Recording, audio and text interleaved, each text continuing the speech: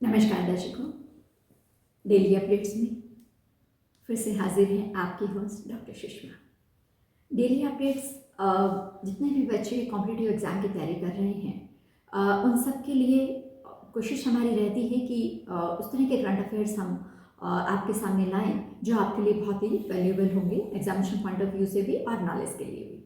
तो आज की शुरुआत करते हैं हम आदि महोत्सव से। हाल ही में भारत के प्रधानमंत्री ने नई दिल्ली में 2 सप्ताह तक चलने वाली प्रदर्शनी आदि महोत्सव का उद्घाटन किया। यह महोत्सव जनजातीय संस्कृति, शिल्प, व्यंजन, वाणिज्य और पारंपरिक कला की भावनाओं को प्रोत्साहित करता है। यह जनजातीय मामलों के मंत्रालय के तहत tribal cooperative marketing development federation limited की एक वार्षिक पहल है। ट्राइफेड की स्थापना वर्ष 1987 में भारत सरकार द्वारा तत्कालीन भारत कल्याण मंत्रालय के प्रशासनिक नियंत्रण के तहत एक राष्ट्रीय स्तर के सहकारी निकाय के रूप में की गई थी, जिसका मूल उद्देश्य बहुराज्य सहकारी समिति अधिनियम 1984 के तहत उनके द्वारा एकत्रित किए गए mining forest produce and surplus agriculture produce के व्यापार को संस्थागत बनाकर देश के आदिवासियों का सामाजिक और आर्थिक विकास करना था। अगली खबर हिम तेंदुए से है। उत्तराखंड के पिथौरागढ़ जिले के दारमा घाटी में लगभग 11,120 फीट की ऊंचाई पर पहली बार एक हिम तेंदुआ देखा गया। हिम तेंदुओं को पहाड़ों का भूत भी कहा जाता है। खाद्य श्रृंखला में शीर्ष परभक्षी के रूप में इसको जाना जाता है।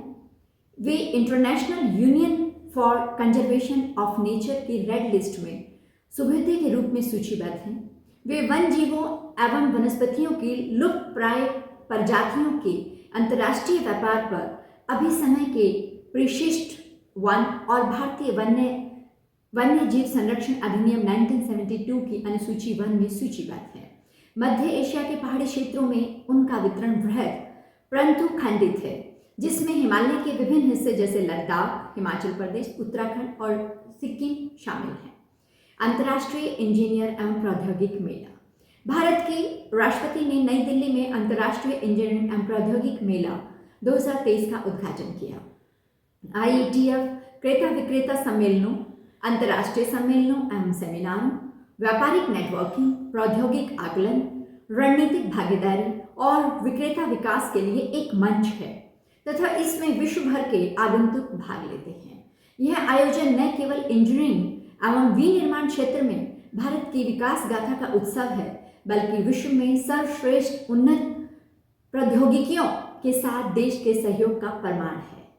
IETF 2023 में उभरती प्रौद्योगिकियों के 11 क्षेत्र शामिल हैं, जिनका हमारी अर्थव्यवस्था और समाज पर गहरा प्रभाव है। Major Indian states for science and technology: Maharashtra, Gujarat, NCR, Karnataka, Tamil Nadu, Telangana, Andhra Pradesh और मध्य प्रदेश।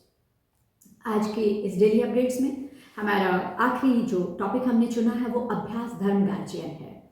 भारत और जापान के मध्य संयुक्त सैन्य अभ्यास धर्म गार्जियन का चौथा संस्करण 17 फरवरी से 2 मार्च 2023 तक जापान में आयोजित किया जा रहा है। यह अभ्यास जापान के साथ एक वार्षिक प्रशिक्षण कार्यक्रम है और वर्तमान वैश्विक स्थिति की पृष्ठभूमि में दोनों देशों के सामने आने वाली सुरक्षा चुनौतियों के संदर्भ में अत्यंत महत्वपूर्ण है। यह अभ्यास दोनों देशों के मध्य द्विपक्षीय संबंधों को आगे बढ़ाते हुए भारतीय सेना और जापानी ग्राउंड सेल्फ डिफेंस फोर्सेस के मध्य रक्षा सहयोग के स्तर को और बढ़ाएगा। भारत और जापान के मध्य अन्य सैन्य अभ्यास नौसेना के साथ वायुसेना और अभ्यास वीर गार्जियन है। जी, आज के लिए इतना ही। जल्दी ही फिर मुलाकात करेंगे डेली अपडेट्स में कुछ नई करंट अफेयर्स के साथ। तब तक के लिए नमस्कार।